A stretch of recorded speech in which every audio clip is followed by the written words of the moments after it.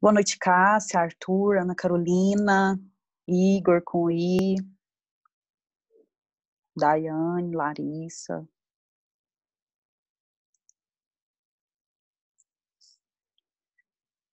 Sejam bem-vindos à aula de hoje de Civil 4, primeira parte do dia 26 de maio de 2020.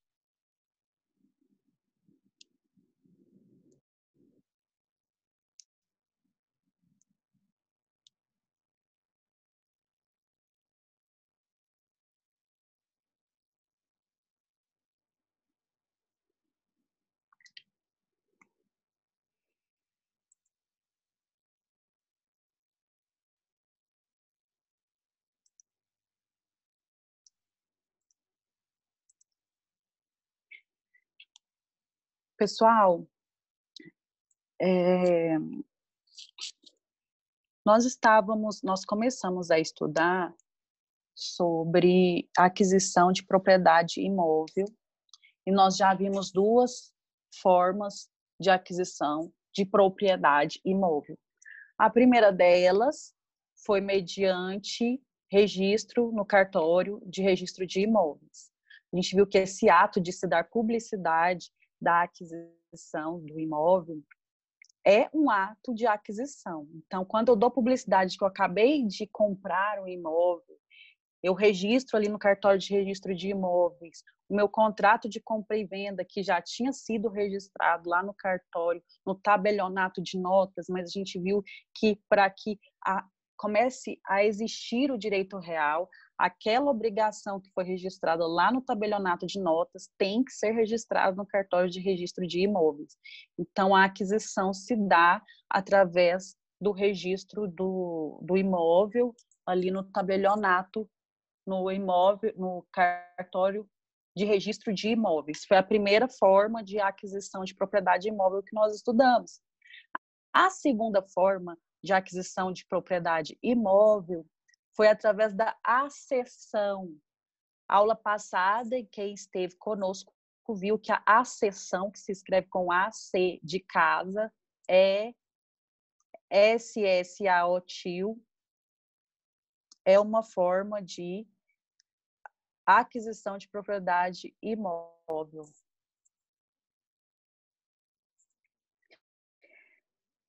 Tem um pessoal na sala de espera aqui. Deixa eu só ver se é aluno mesmo. Pedro aqui, Bruno.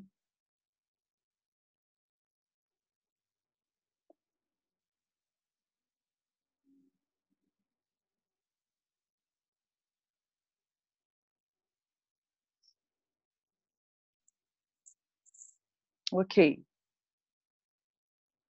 Então, nós vimos aula passada que a gente pode, nas aulas anteriores, que nós podemos adquirir a propriedade imóvel através do registro no cartório e da accessão. A accessão, para quem não lembra, é quando tem um acréscimo na propriedade que já existia. Lembra quando forma uma ilha ali nas águas no rio, se esse rio for considerado águas particulares?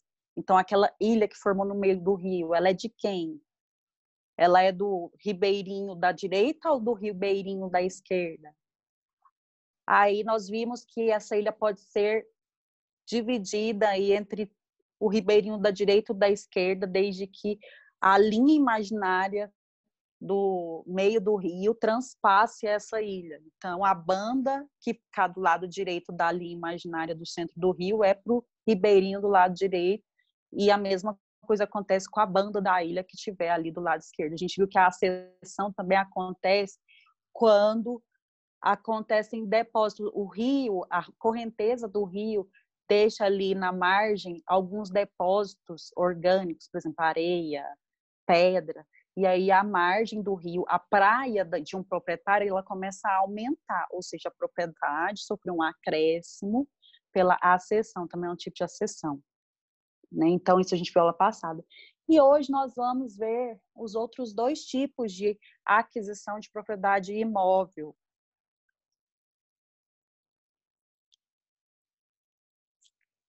Tem mais gente chegando aí.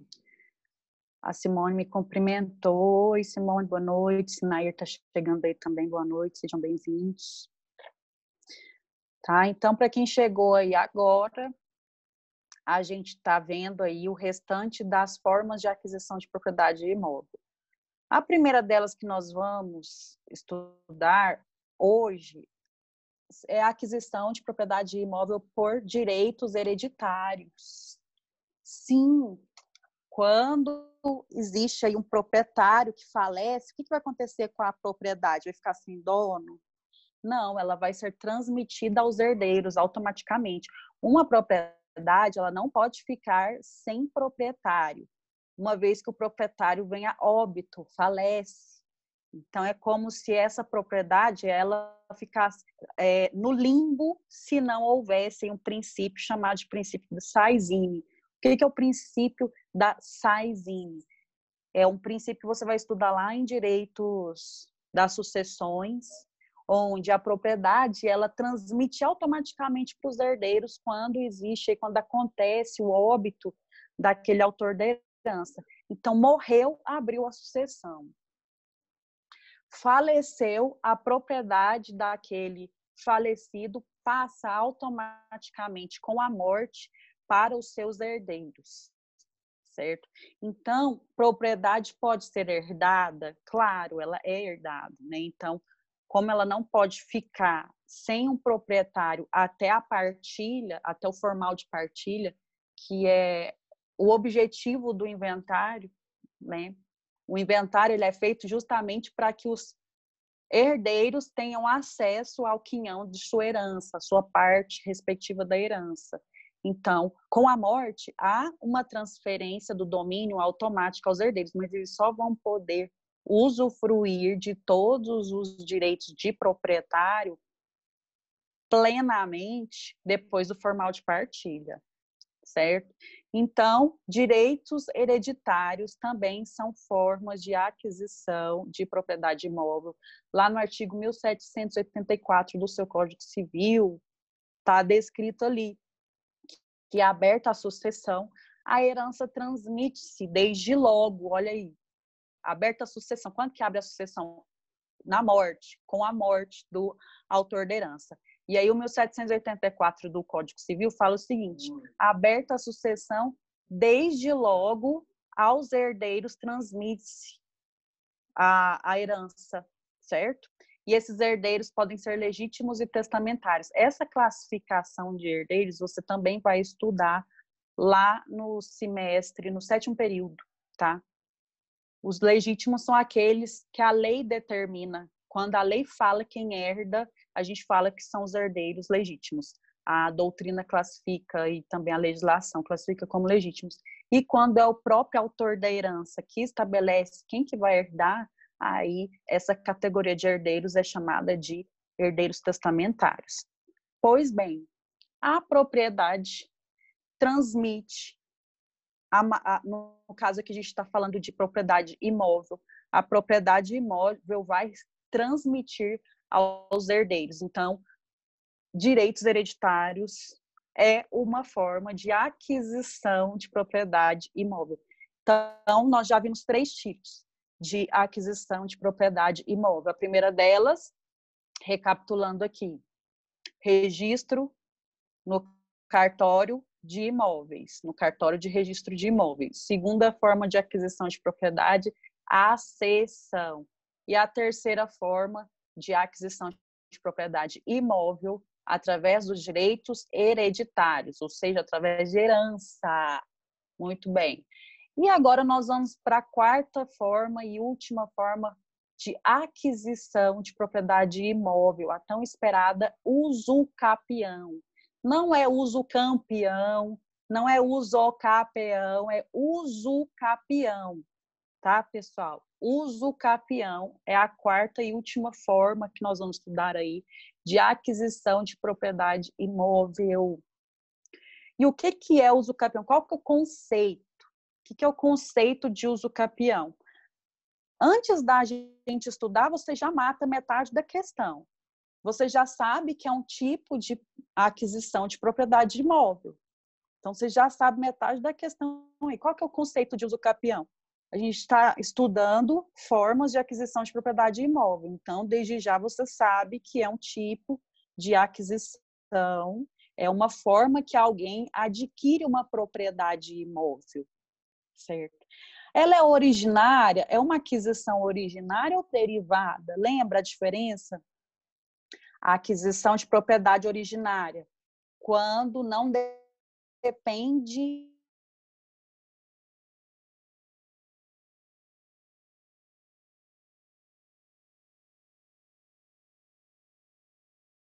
de ação do exige ali uma ação do antigo proprietário. Por exemplo, quando você adquire uma propriedade comprando-a através de um contrato de compra e venda, vai lá e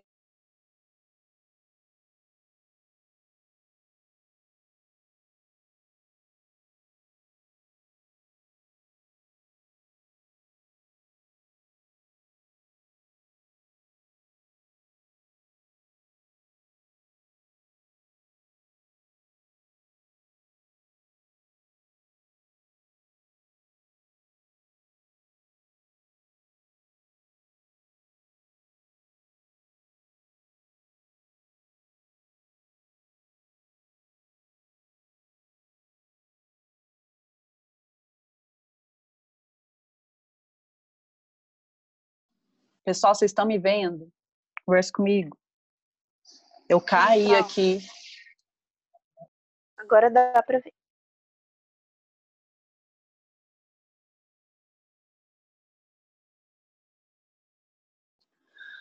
Ok. É porque deu uma travada básica aqui.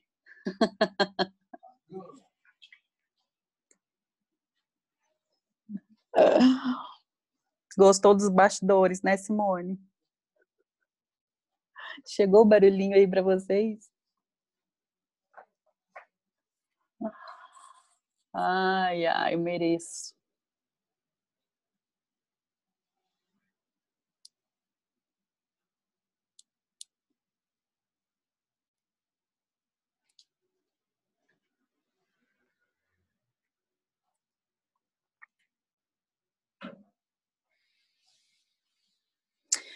Tá, travou o conceito, a Simone está falando. Pessoal, então vamos aqui recapitular aqui, ó. Uso capião é um modo de aquisição de propriedade, certo? Vocês já sabem que é um modo de aquisição de propriedade, é um modo de aquisição originário. Por quê? Porque não depende da deliberação do antigo proprietário, muito pelo contrário. É através da omissão do antigo proprietário que aquela posse vai se prolongando, prolongando, prolongando, e chega um momento que, a depender da qualidade dessa posse, da característica dessa posse, a gente vai ver aqui que posse que é essa, e do tempo que transcorreu do início ao fim dessa posse, ao fim, assim, até o momento da declaração de uso capião, a gente vê que houve uma omissão do antigo proprietário.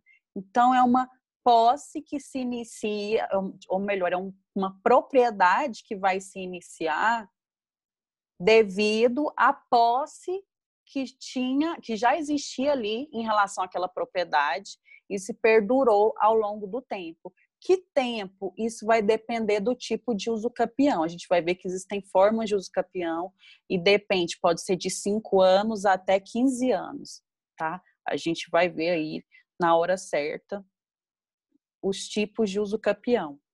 Então, pessoal, é um modo de aquisição, o conceito de aquisição, ou de uso capião, é um modo de aquisição de propriedade imóvel originária, que se prolonga ao longo do, que se adquire com a posse que se prolonga ao longo do tempo. E quais os fundamentos da uso capião? Por que que o uso capião existe, gente, no direito brasileiro? Tudo, gente, todo instituto que a gente estuda foi pensado na sua utilidade. Então, por que motivo o legislador civilista criou o direito à aquisição de uma propriedade através de uso capião? Primeiro, para prestigiar uma pessoa que usa e se serve da coisa para morar ou trabalhar. Gente, nós estudamos o quanto é importante o direito à propriedade. O direito à propriedade ele é tão importante que ele está ali no rol de garantias constitucionais do artigo 5º da Constituição Federal. Quando você vai estudar o artigo 5º da Constituição Federal, lá no caput, você percebe que tem um saco de arquivos ali. Direito à saúde, direito à vida, direito à propriedade. Então, olha o patamar que está o direito da propriedade. Então, é importante ou não? Ele é tão importante que ele é protegido pela própria Constituição Federal.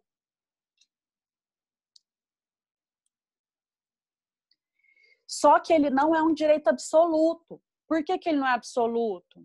Porque o legislador constituinte e o civilista, eles pensaram da seguinte forma: o civilista, óbvio, ele teve uma tendência a legislar de acordo com o que determina a Constituição Federal. E aí a Constituição Federal traz a ideia de propriedade que exige para o seu uso, para o seu gozo, a função social. O que significa função social? A gente viu que essa função social seria o exercício de uma posse chamada até por alguns doutrinadores de posse-trabalho.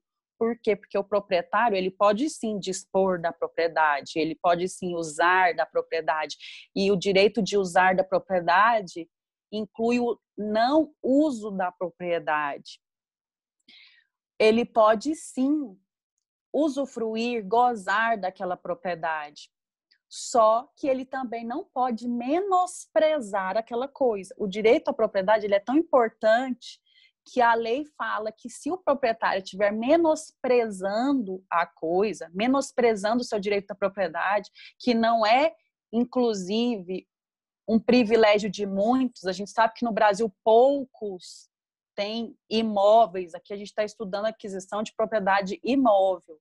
Então, se é um direito tão importante e ele é privilégio de poucos, então quer dizer que o proprietário ele vai menosprezar um direito tão importante. Então, o uso capião, ele vem, a uso capião, ela vem justamente para coibir a prática de desídio de certos proprietários, tanto para dar importância àqueles que têm uma posse-trabalho, ou seja, aqueles que não são proprietários do imóvel, mas que apenas exercem posse sobre eles, mas trabalham, produzem ou, inclusive, residem no imóvel há um certo período de tempo, sem ser reivindicado, sem que essa posse seja reivindicada pelo dono. Então, veja bem, o dono, além de ter esquecido a coisa, ter largado a coisa, ele não reivindicou a coisa do possuidor. Então, o legislador entende que houve o quê?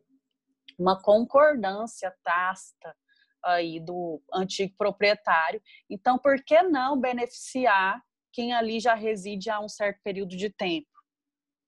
Ou quem ali trabalha? Quem faz a propriedade produzir riquezas? Ok? Então, o fundamento da usucapião, o primeiro deles é valorizar aquele que exerce posse, trabalho, que é a função social sobre a propriedade. Punir o proprietário desidioso, que é aquele proprietário que abandonou a coisa, que está menosprezando o seu direito real à propriedade, tá? Segundo fundamento. E o terceiro fundamento, por uma questão de paz social, porque a usucapião ela vai regularizar e vai sanar os vícios de uma posse que antes era clandestina e violenta. Gente, eu quero que você preste muita atenção agora. Quando a gente estudou posse, a gente viu que ela pode ser justa ou injusta, certo?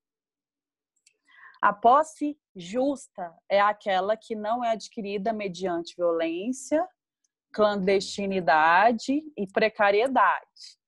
Quem que lembra da posse adquirida por violência? O próprio nome já diz, o invasor chega e invade, agride, destrói barreiras ou até mesmo agride a integridade física dos que ali estão. Ele promove alguma ofensa ao patrimônio ou aos antigos possuidores. Essa é a posse injusta adquirida mediante violência. A gente viu também que existe a posse injusta adquirida mediante clandestinidade. Então, o possuidor, ele invadiu aquela propriedade, mas ele o fez de forma clandestina, na calada da noite, sem ninguém ver, sem ninguém perceber, sem nenhum ato violento. Ele não destruiu nada, ele não praticou nenhuma ofensa contra a coisa, ele apenas adentrou aquela propriedade e ali ficou, sem ninguém perceber. Então, essa é a posse injusta mediante clandestinidade. E qual que é a posse precária? A posse precária é aquela do inquilino que está ali, que tinha a posse, havia o que é a posse justa no momento que existia o contrato de aluguel.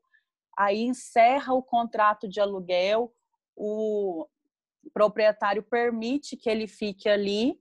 A gente sabe que isso é mera detenção, né? Quando existe permissão do proprietário para o inquilino permanecer ali, mesmo que tenha se encerrado o contrato de aluguel, o proprietário permite que o inquilino fique ali por uns dias. Isso é mera detenção. Deixou de ser posse para ser mera detenção. Ok, aí o proprietário, ou melhor, aí o prazo que o proprietário permitiu que aquele inquilino ficasse ali, encerrou.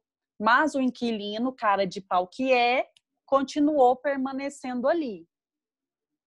Nesse caso, existe uma convalidação da posse, porque é o seguinte, quando a gente vai lá no artigo 1200 e 1208 do Código Civil, abra seu Código Civil aí, artigo 1200 e 1208.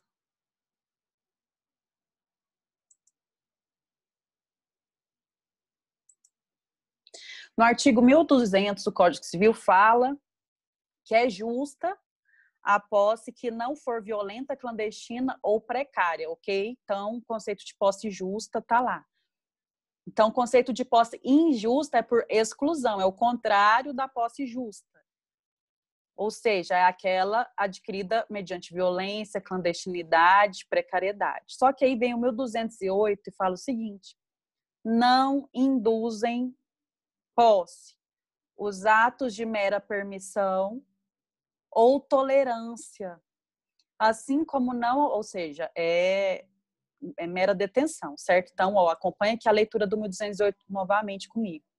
Não induzem posse os atos de mera permissão ou tolerância, que foi lá quando o proprietário permitiu que o inquilino ficasse ali por um tempo. Isso não induz posse. Então, é mera detenção.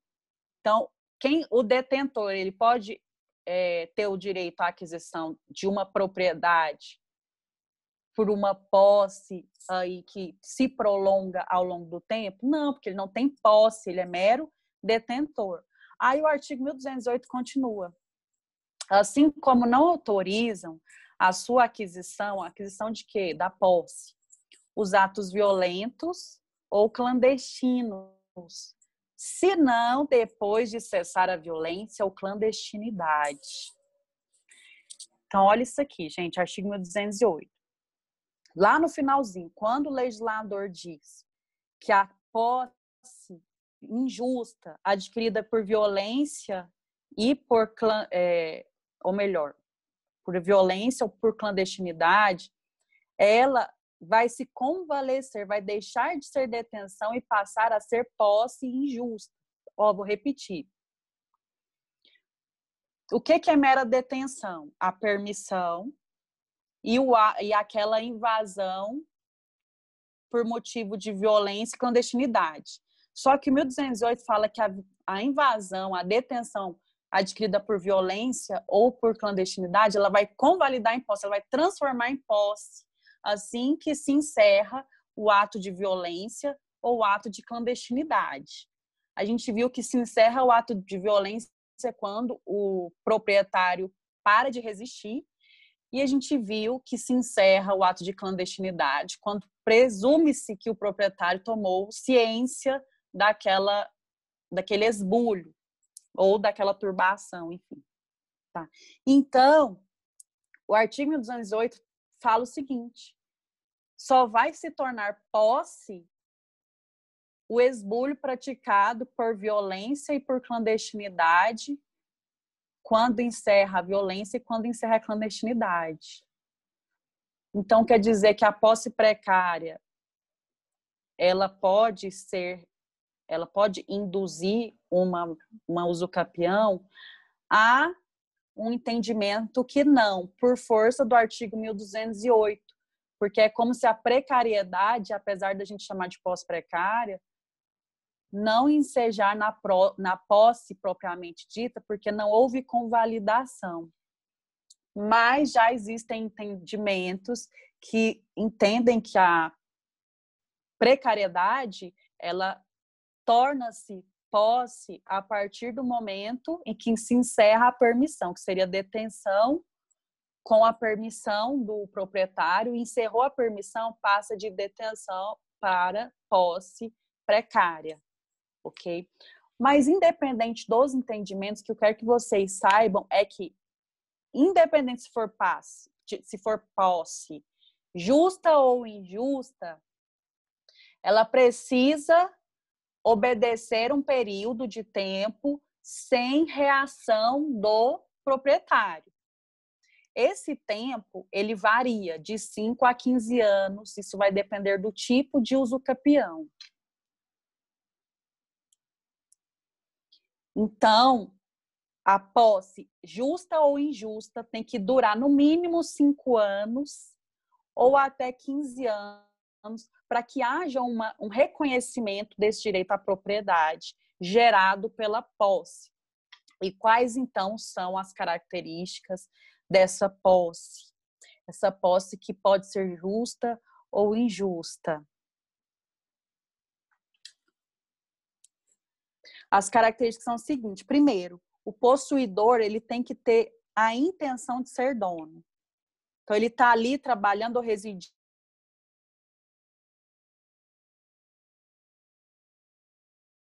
O objetivo é o tempo de posse. Então, dependendo ali do tipo de usucapião, é 5 anos, 15 anos, 10 anos. Esse é o elemento objetivo, que tem que ter em todo caso concreto o tempo de posse. E o elemento subjetivo, a intenção daquele possuidor de ser proprietário. Ele tem que estar ali agindo como proprietário. Essa posse tem que ser exercida como se fosse proprietário. Além disso, essa posse tem que ser mansa e pacífica. O que significa uma posse mansa e pacífica? Não exige aí uma reivindicação do imóvel pelo proprietário. É como se fosse um abandono mesmo. O proprietário não fez nada, não foi lá, não mandou o oficial de justiça, não entrou com ao menos uma reintegração de posse ou uma reivindicativa da posse, já que ele tem o domínio. Nada, não fez nada, deixou o tempo correr sem ter feito nada. Quedou-se inerte, omitiu-se. Então, essa é a posse mansa e pacífica. Gente, então, quem vai requerer uma declaração de propriedade, um direito de propriedade imóvel mediante usucapião, tem que provar o tempo de posse que está ali estabelecido e se essa posse foi mansa ou pacífica. Por quê? Porque, de repente, ele está ali há 10 anos, mas só há 2 anos não existe mais reivindicação do proprietário. tempo todo o proprietário pelejando durante 8 anos. Aí não é posse mansa e pacífica, ele está lá há 10. Só que de posse mansa e pacífica, ele só tem o quê? 2 anos.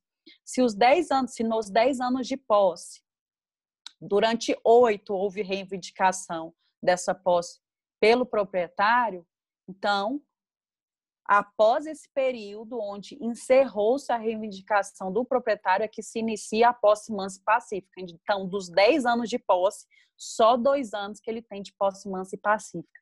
E isso tem que ser comprovado no processo de uso capião. Então, é fácil receber um imóvel, uma propriedade por uso capião? Não é fácil, porque o juiz, a aula que vem a gente vai ver os procedimentos. O juiz vai mandar, é obrigatória a intimação de todos os vizinhos, ou seja, todos os proprietários ou possuidores dos imóveis limítrofes. Por quê? Porque os vizinhos, eles podem declarar ali nos autos se realmente aquela pessoa esteve ali durante esse período de tempo, mansa e pacificamente, né? Então, além do direito ao contraditório do proprietário, né? Então, é uma ação que não é tão simples assim. Não dá para cobrar barato em ação de uso capião, não, viu? Já deixo vocês aí alerta. É ação de uso capião e de inventário. Ações que você nunca pode cobrar barato na sua vida, porque senão você vai pagar para trabalhar, vai passar raiva, você vai querer desistir da advocacia, você vai odeio o advogado, porque eu estou trabalhando igual um condenado, só ouvindo cliente mexendo o saco, o judiciário não me ajuda, porque demora e eu não ganhei nada até agora. Né? Então, se for para ajuizar uma ação de uso capião ou de inventário, trate de requerer aí uns honorários justos para você não desistir da profissão de raiva. Ok, esses então são os fundamentos e vamos aos requisitos. Tem gente perguntando aí. Simone, se alguém pega uma casa destruída, basicamente algumas paredes da casa largadas às traças, a pessoa vai lá, se aposta. Tô vendo que é um caso pessoal, né? Olha o ódio dela. A pessoa vai lá, aposta e começa a cuidar. A casa estava destruída, largada. Passa uns 3 anos. Não, 3 anos não é tempo suficiente. O período mínimo para uso capião é de 5 anos de posse mansa e pacífica. Mas o que pode ter acontecido aí? Lembra quando a gente estudou direito à indenização do possuidor de má-fé? Quanto às benfeitorias, o possuidor de boa-fé ele tem direito à benfeitoria útil, necessária e voluptuária. Inclusive, ele tem direito de retenção em relação às benfeitorias úteis e necessárias. O de má-fé não tem direito de retenção e ele só tem direito às benfeitorias úteis. Né? Então, tem que ver aí, Simone, se o seu cliente, se essa pessoa do exemplo aí que pegou a casa destruída, se é um possuidor de boa-fé ou de má-fé. Se for possuidor de boa-fé, ele, apesar dos 3 anos, se o proprietário reivindicar essa propriedade, esse possuidor que está aí há 3 anos no imóvel, ele pode requerer o pagamento das benfeitorias úteis, necessárias e voluptuárias. Isso, voluptuárias. Mas o usucapião não tem direito, não. Essa aula,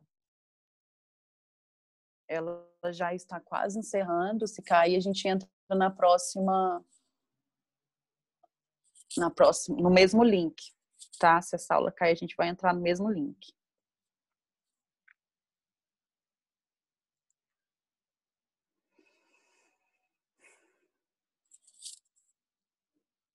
Pessoal, eu já vou encerrar, porque falta menos de 1 minuto. Eu vou encerrar e vocês entram no mesmo link, para não cair na metade do raciocínio aqui.